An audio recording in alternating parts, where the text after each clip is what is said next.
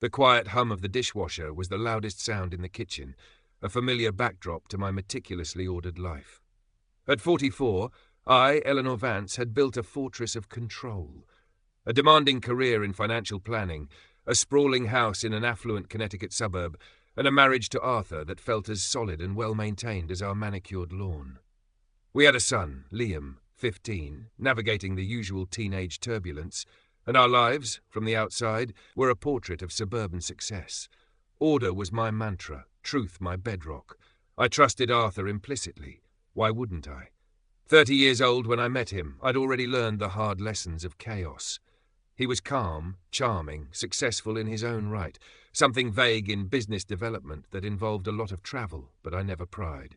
I valued stability, and Arthur, with his steady hand and reassuring smile, was the embodiment of it. Our house, a colonial revival perched on a hill overlooking the Long Island Sound, felt like a sanctuary. Every object had its place, every routine its rhythm. Arthur's travel was the only variable, but even that felt predictable, scheduled weeks in advance. He'd kiss me goodbye at the door, his briefcase in hand, promising to call. He always did. Late-night calls from hotel rooms in Chicago or Dallas, discussing his day, asking about mine. It was comforting, a thread connecting our separate spheres. I was busy, yes, my career demanding long hours, but I never felt neglected. Arthur was present when he was home, engaged with Liam, attentive to me. We had our date nights, our family dinners. It wasn't passionate fireworks every day, but it was steady, respectful, real. Or so I believed. The first crack wasn't a bang, but a whisper. Arthur had been on a business trip to Philadelphia. He was only gone 2 nights. When I picked him up from the train station in Stamford, his usually pristine SUV had a thin film of dust on the dashboard. Not unusual, given highway driving. But tucked under the passenger seat, almost hidden by the floor mat, was a small, bright red plastic toy car.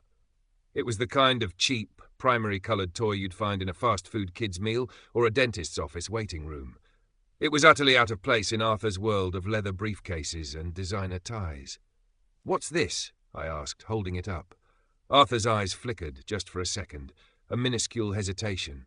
"Oh, that," he said, forcing a casual chuckle. "Must be from when I gave Jim from the office's kid a ride home last week. Forgot about that." Jim Peterson. I knew Jim. He worked in a different department, lived across town. It sounded plausible. He took the toy from me, tossed it into the center console. "Little Timmy, I think his name is." Messy kid. Why didn't Jim call to say thanks? I asked, not accusingly, just making conversation as I pulled out of the station parking lot. "Oh, you know Jim," Arthur said, waving a dismissive hand. Bit scatterbrained. Probably forgot. It was nothing. A tiny toy, a simple explanation. But the hesitation, the forced casualness, the way he dismissed it so quickly, it didn't sit right. Arthur was never scatterbrained. He was meticulous, organized. Like me. The toy felt alien, a vibrant splash of colour in his carefully curated grayscale world. I told myself I was being ridiculous. Work stress, maybe? Or just my own need for everything to be perfectly accounted for.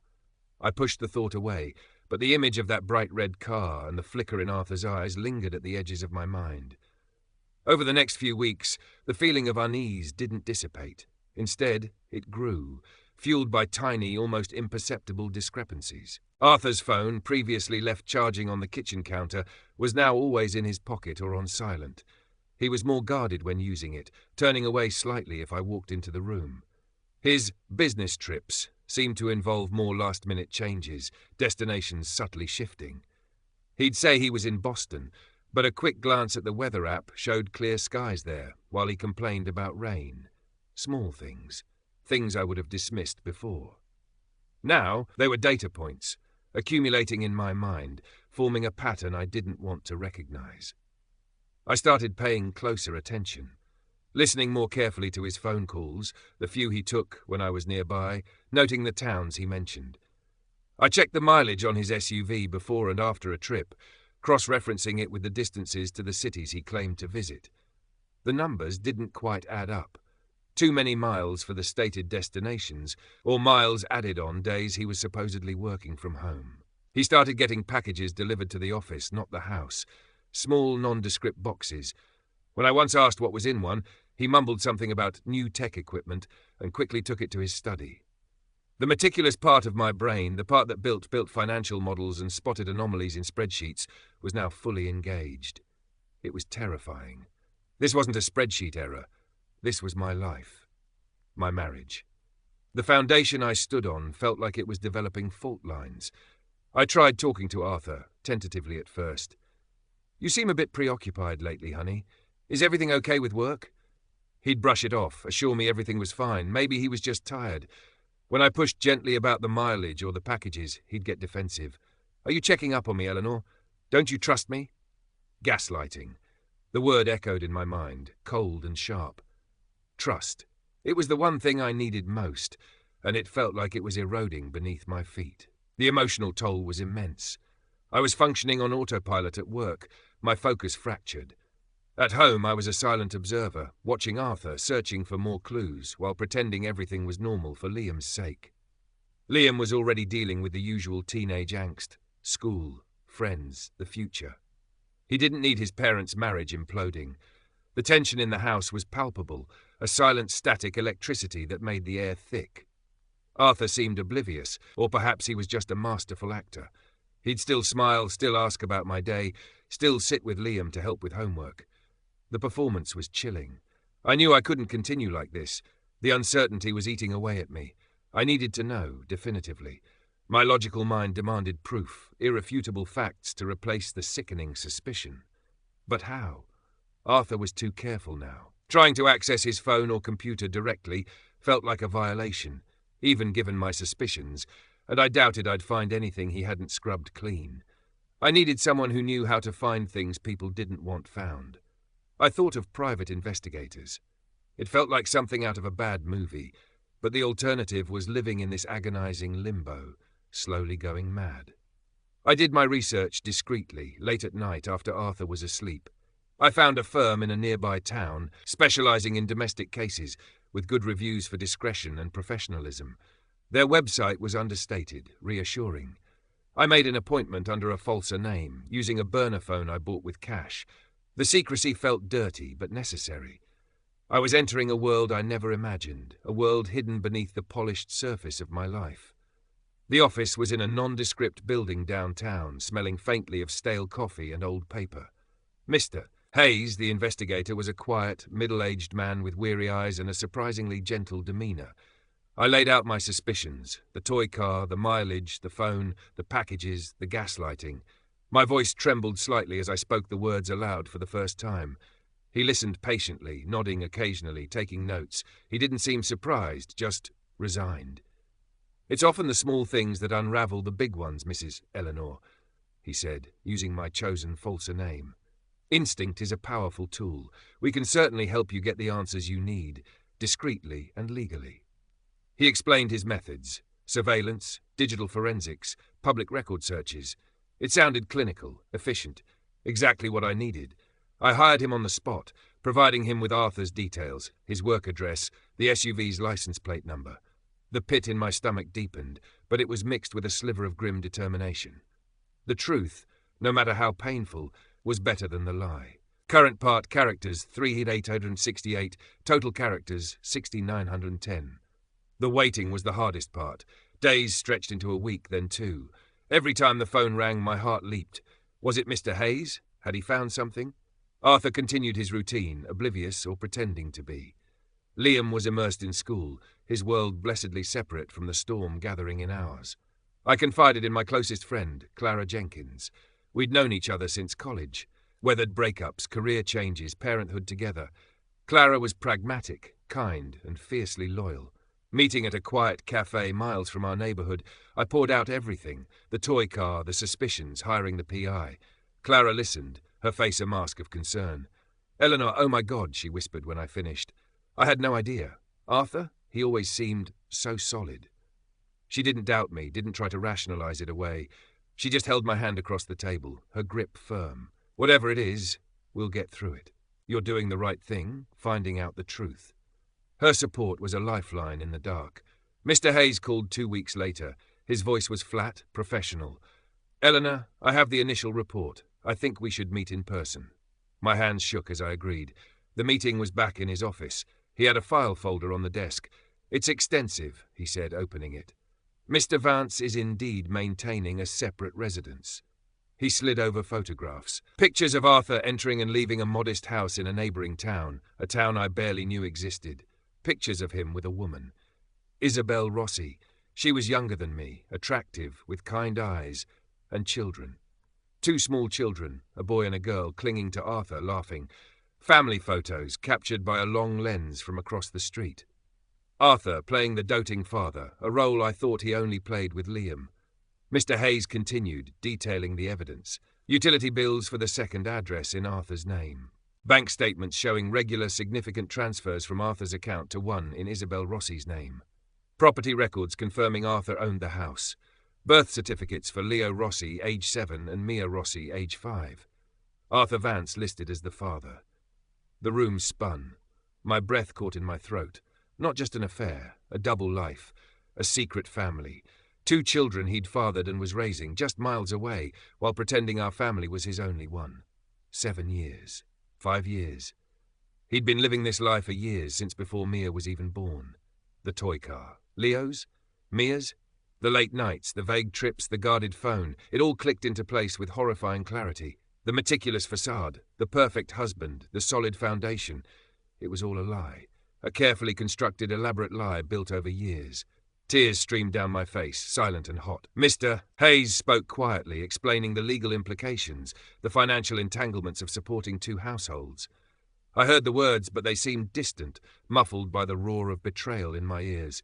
The grief was overwhelming, a physical pain in my chest. 30 years of marriage, a son, a life built brick by brick, reduced to rubble by Arthur's deceit. He wasn't just cheating. He was a different person entirely, a stranger I had shared my home and my bed with for decades. What do I do? I finally managed to ask, my voice raspy. Mr. Hayes looked at me with genuine sympathy. You have irrefutable evidence, Eleanor. You have options, legally, financially, and personally. You need to decide what you want. What did I want? I wanted my life back. The real one, not this elaborate fake. I wanted the truth to prevail. I wanted Arthur to face the consequences of his actions. I wanted to protect Liam. And I wanted to understand how he could do this. How he could be 2 different men, living 2 different lives, with such cold calculation. The devastation was immense, but beneath it a hard core of anger began to form. And with anger came resolve. Arthur Vance had built a lie, and I was going to systematically dismantle it. The days following the meeting with Mr. Hayes were a blur of pain and planning. I cried, I raged internally, I leaned heavily on Clara, who listened patiently, offering comfort and practical advice. He's a monster, Eleanor, she said, her voice tight with anger on my behalf. A complete monster. How could anyone do that? It was a question I asked myself 100 times a day. My meticulous nature, usually a source of calm, now became a weapon. I reviewed the PI's report endlessly, cross-referencing dates, places, financial records. I consulted with a lawyer specializing in complex divorces, recommended by Mr. Hayes. She was sharp, no nonsense, and immediately saw the gravity of the situation. This isn't just infidelity, Eleanor, she explained. This is potentially fraud. Maintaining a secret second family, using marital assets to support it, we can build a very strong case. We began strategizing, focusing on protecting my financial future and ensuring Liam was as insulated as possible from the fallout. A new, unexpected layer of complexity emerged. Isabel, the other woman, the mother of Arthur's other children. The PI's report included basic information about her. She worked part-time, seemed devoted to her children. Was she complicit? Did she know about me? The lawyer advised against contacting her, citing potential legal complications. But I couldn't shake the image of her face in the photos, the children's smiles. They were victims too, caught in Arthur's web of lies. My anger towards Arthur was a burning inferno, but towards Isabel it was a cold, analytical curiosity. What did she know? What had he told her? Against my lawyer's hesitant advice, but with Clara's quiet support, I decided to try and contact Isabel. Not confrontational, not accusatory. Just to understand. And perhaps to gauge if she was another victim or part of the deception. I found her profile on a local community group page, a picture of her and the children at a town park, a post asking for recommendations for a good pediatrician. She seemed normal, a mother living her life. I created a burner email account, carefully crafting a message. I introduced myself vaguely, mentioned that I believed we had a significant shared connection related to Arthur Vance, and that I had information that might be crucial to her. I kept it brief, neutral, and included the burner email address for her to reply if she chose. It felt like dropping a stone into a deep, dark well. The reply came 2 days later. It was cautious, wary. "Who is this? What do you mean?" I replied, explaining that Arthur was my husband, that we had been married for over 20 years, that I had recently discovered he was leading a double life, that I had evidence of his relationship with her and their children. I included one small, undeniable detail from the PI report that only someone with inside knowledge would have. It was a gamble. If she was complicit, she might ignore it, or worse. If she was another victim, she might be devastated. Her next email was short, raw with shock and disbelief. "No, you're lying. He told me he was divorced. He showed me papers." Papers. Arthur, the master manipulator, had likely forged them. We exchanged a few more emails, tentative, fraught with emotion. She was reeling. He had told her he was a single father, that his ex-wife, me, was difficult, estranged. He had woven a completely different narrative for her, one that explained away his absences, his guardedness. She had built her life around his lies, just as I had. The realization hit me with force. Arthur wasn't just my antagonist. He was hers too. We were co-victims of his elaborate deceit. This understanding shifted something within me. My focus narrowed. It wasn't about the other woman. It was about Arthur, the liar, the architect of this colossal fraud. And it was about the children. Liam, caught in the middle of his parents' implosion, and Leo and Mia, whose very existence was built on their father's lie to their mother. The anger solidified into a cold, hard resolve. I would expose him. I would dismantle his lies. And I would ensure that he faced the consequences, not just legally, but personally. The time for investigation was over. The time for confrontation was here. Current part characters, 3986, total characters, 1456. Planning the confrontation felt like preparing for a complex legal case. Each step calculated, each piece of evidence meticulously placed. I wouldn't be emotional. I would be factual. I would present the truth, stark and undeniable, and watch his carefully constructed world collapse. My lawyer advised me to have the confrontation in her office, with her present, for legal protection. But something in me needed it to be in our home, the stage for his decades of performance. It needed to happen where he had lived his lie, where the walls themselves seemed to absorb the falsehoods. I compromised. Clara would be there, not as a witness, but as my anchor, waiting in the study, ready to step in if needed. Arthur returned from another business trip on a Tuesday evening. Liam was at soccer practice. The house was quiet, bathed in the soft glow of the setting sun filtering through the windows. I had set up the dining room table, not for dinner, but for judgment.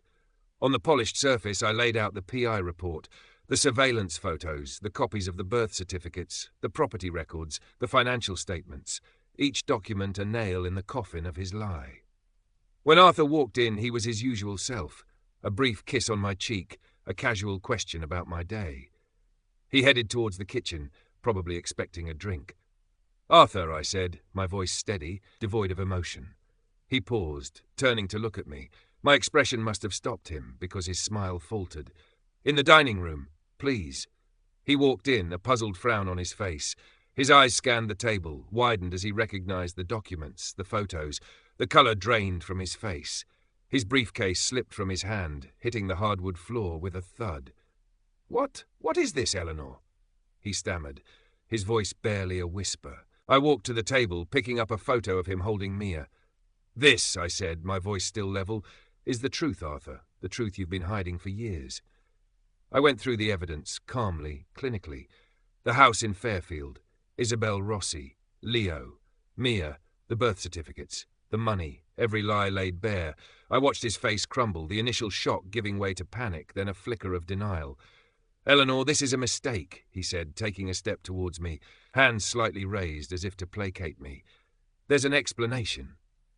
"Don't," I cut him off, my voice hardening. "Don't you dare try to explain this away. Don't you dare lie to me one more second. I know everything, Arthur. Everything."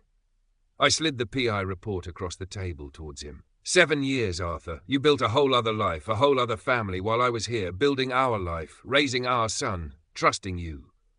My voice finally cracked, the years of suppressed emotion pushing through. How could you? How could you do this? He sank into a chair, burying his face in his hands. He mumbled something I couldn't understand. Then he looked up, his eyes red-rimmed, trying a different tactic. I was going to tell you, he choked out. It got complicated. It wasn't supposed to happen like this. The classic excuses: loneliness, complication, not intending for it to happen. After 7 years, with 2 children, it was pathetic. Save it, Arthur, I said, my voice regaining its steel. There's no explanation that justifies this. You didn't slip into a double life. You built it, brick by brick, lie by lie.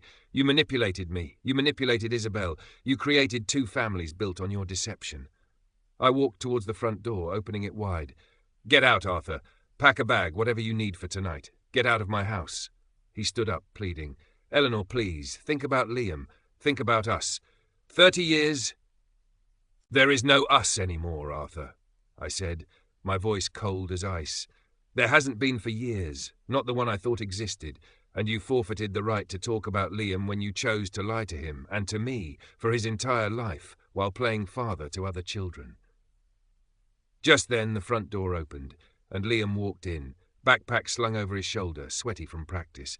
He stopped dead in the entryway, sensing the charged atmosphere, seeing his father's tear-streaked face and my rigid posture, the open file on the dining room table. Mom? Dad? What's going on? The moment stretched agonizingly. Arthur looked at Liam, then at me, a desperate, trapped look in his eyes. I knew I had to be the one to do it, to protect Liam as much as possible, to deliver the truth with as much control as I could muster. Liam, I said, walking towards him, putting a protective arm around his shoulders. Your father and I, we have something important to tell you. It wasn't the whole truth, not yet, but it was the beginning of the end. Arthur's double life had just collided with reality in the most painful way possible. He picked up his briefcase, his shoulders slumped, and walked out the door, leaving behind the shattered pieces of the life he'd pretended to build with us. The immediate aftermath was a whirlwind of raw emotion and grim practicality. Arthur stayed at a hotel for a few nights, then presumably moved into his secret house in Fairfield. The silence in our home was deafening, amplifying the emptiness left by his departure, but also the sense of a heavy weight being lifted. Liam was devastated, confused, angry. Telling him that his father had been living a lie, that there were other children, was the hardest thing I'd ever done. He cried, he yelled, he withdrew into himself. Clara was invaluable during this time, spending hours with Liam, just listening, being present. I found a therapist for him and for myself. We needed professional help to navigate the trauma Arthur had inflicted. The legal process began swiftly. My lawyer was aggressive, filing for divorce and initiating discovery. Arthur's attempts to minimize the situation, to negotiate, were met with the cold, hard evidence. His secret life wasn't just a moral failing, it had significant financial implications. Supporting Isabel and their children with marital assets for years complicated everything. There were arguments over asset division, potential claims on Arthur's future earnings, and the question of support for both sets of children. It was messy, expensive, and emotionally draining. I also continued my cautious communication with Isabel. We agreed to meet on neutral ground at a park halfway between our towns. Seeing her in person was surreal. She was smaller than I'd imagined, her face etched with pain and exhaustion. We sat on a park bench watching children play in the distance. Neither set of ours, just anonymous kids. A painful reminder of the innocent lives caught in Arthur's deceit. We talked for hours. She shared her story, how they met, the narrative Arthur had spun for her, the divorce papers he'd shown her, the isolation he'd fostered, keeping her from meeting his work colleagues or old friends. She had been living a parallel lie, just as I had. Only her lie was that she was with a man who was free to build a future with her. Our conversation wasn't easy. There were moments of awkwardness, residual hurt, the faint echo of rivalry Arthur had created. But beneath it there was a growing sense of solidarity, of shared betrayal. We were 2 women, 2 mothers, whose lives had been systematically derailed by one man's selfishness. We talked about the children. Liam, her Leo and Mia, The half-siblings who didn't know each other, whose lives were now irrevocably linked by their father's actions. We agreed that, eventually, when the time was right and with professional guidance, the children should know about each other. It wouldn't be easy, but they deserved the truth, and perhaps a chance to know their half-siblings. Isabel was as devastated by the realization that Arthur had lied to his first family as she was by his lies to her. She had kicked him out immediately after I'd contacted her. She was pursuing her own legal options against him, though her situation was more precarious financially. Refocusing on my career became a form of therapy. The order, the logic, the tangible results, it was a stark contrast to the chaos Arthur had created. I poured my energy into work, finding strength in my own capabilities, my own independence. I spent time with Liam, rebuilding our connection, helping him process his anger and hurt. We talked openly, as much as a teenager allows, about the situation, about trust, about the difference between a biological parent and someone who is truly there for you. The legal battle with Arthur dragged on for months. He fought, he stalled, he tried to hide assets, but my lawyer and the PI were relentless. The evidence was too strong. He was eventually forced to settle, the terms reflecting the financial damage he had caused and his obligations to both families. It wasn't a complete victory. No legal judgment could erase the years of lies, but it was justice, of a sort. It held him accountable. Selling the big house felt like another necessary step in dismantling the old life. It was too full of ghosts, too large for just Liam and me, too symbolic of the facade Arthur had maintained. We found a smaller, cozier house in a different neighborhood, a fresh start. Packing up years of memories was painful, but also cathartic. I sorted through everything, deciding what to keep, what to discard, not just objects, but the emotional baggage too. The process of healing was slow, non-linear. There were good days, bad days, moments of anger, moments of sadness, moments of quiet peace. Arthur was now a peripheral figure in our lives, bound by court orders, his charm replaced by resentment and defeat.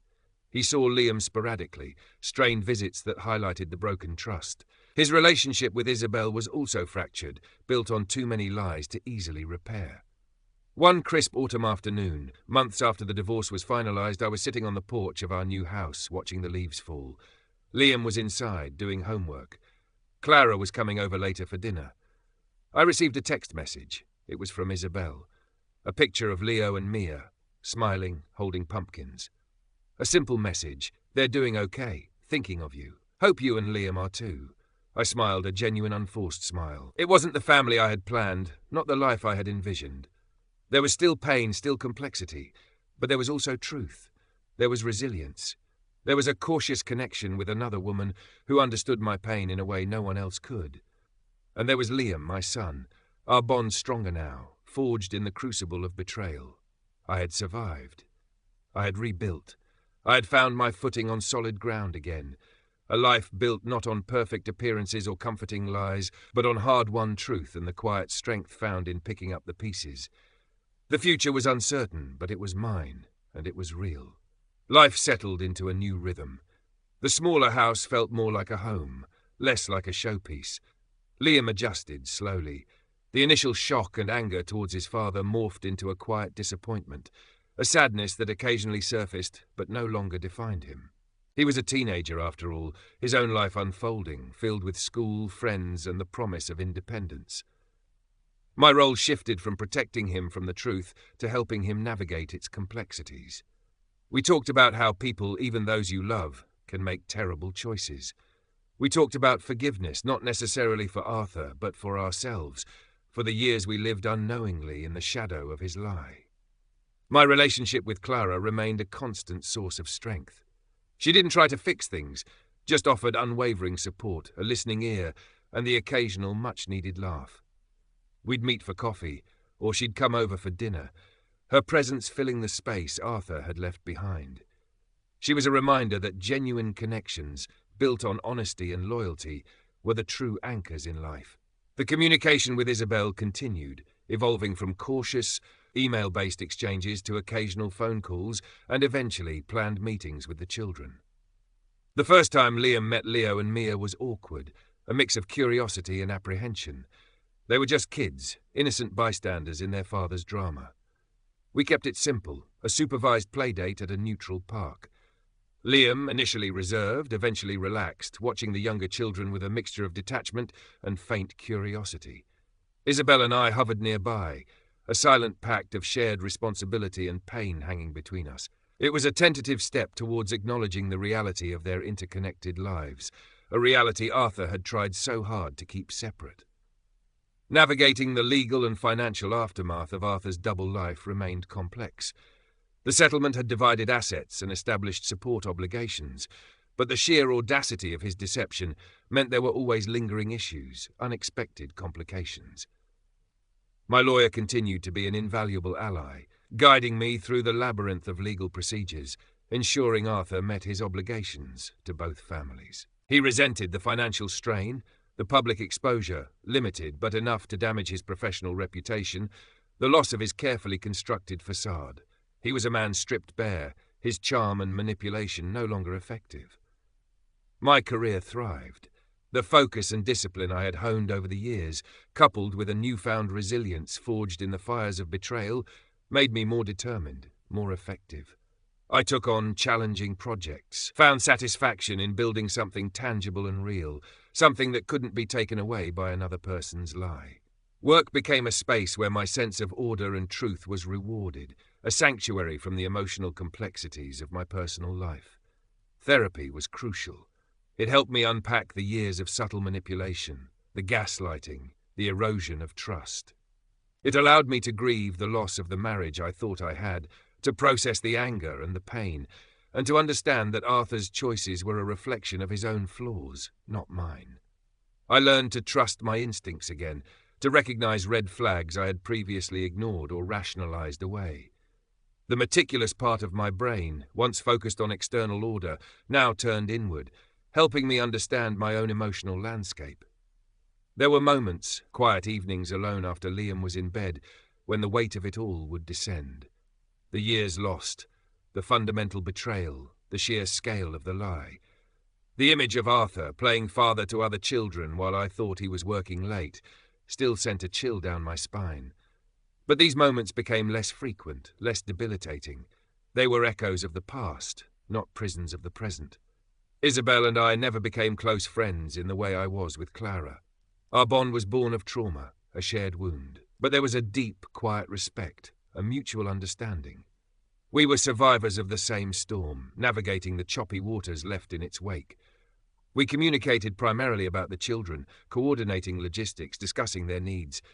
We were united in our goal, to ensure that Leo, Mia and Liam, despite the messy circumstances of their connection, had the support and honesty they deserved. One spring morning I woke up early, the sun just beginning to paint the sky outside my bedroom window. The house was quiet, filled with the comforting sounds of a home lived in, the gentle hum of the refrigerator, the tick of a clock downstairs. I walked to the kitchen, made coffee and sat by the window, looking out at the budding trees, the dew-kissed grass. It wasn't the grand view of the sound from the old house, but it was peaceful, real. I thought about the journey, the subtle unease, the terrifying investigation, the shattering truth, the painful confrontation, the challenging aftermath. It had been a brutal process, dismantling a life built on lies, but in doing so, I had found a strength I didn't know I possessed. I had learned that truth, even when painful, was the only solid foundation. I had protected my son, reclaimed my financial independence, and begun to rebuild my life, piece by piece, on a bedrock of honesty and self-reliance. The scar of Arthur's betrayal would always be there, a reminder of the fragility of trust and the devastating power of deception. But it no longer defined me. I was Eleanor Vance, financial planner, mother, friend, survivor. My life wasn't perfect, but it was mine, and it was true. I raised my coffee cup in a silent toast to the sunrise, to new beginnings, to the quiet strength of a life rebuilt. Current part characters, 3,999. Total characters, 26,848. The rhythm of the new life solidified. Liam was navigating high school, finding his footing after the earthquake his father had caused. He spent less time dwelling on the past and more time focused on his future, his friends, his own burgeoning independence. Our conversations about Arthur became less frequent, less fraught. They were simply part of our shared history, a difficult chapter we had closed together. My communication with Isabel found its equilibrium. We weren't friends who shared confidences about our days, but collaborators in navigating the complex reality Arthur had created.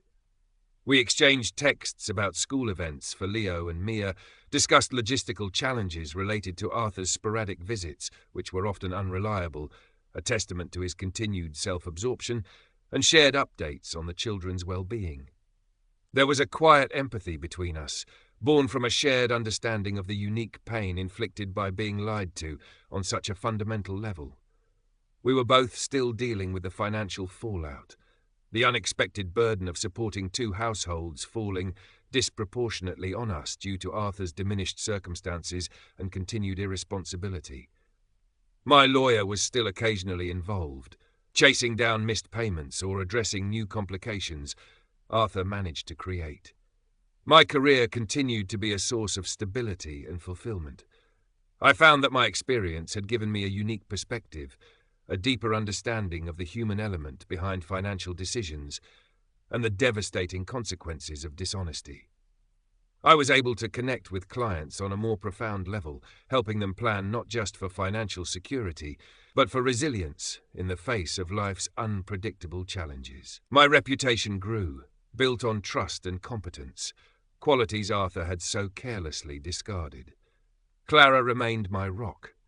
She was the friend who knew the whole story, the one I could vent to without reservation, the one who reminded me of who I was before Arthur's lies consumed everything, and who celebrated the woman I was becoming.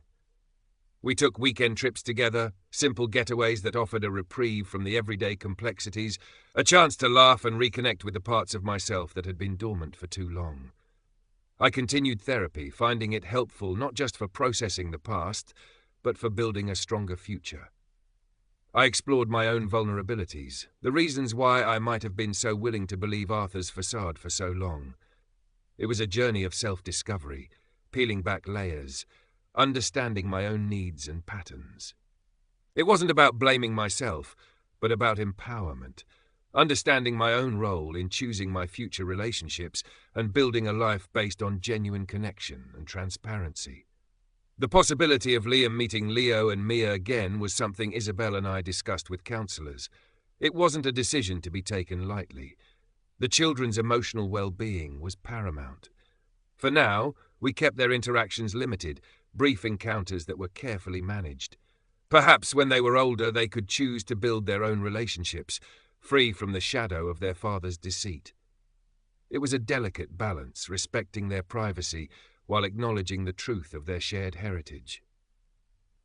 Arthur was a ghost in our lives now. He existed in court documents, in child support payments, when they were on time, in the occasional strained text message to Liam.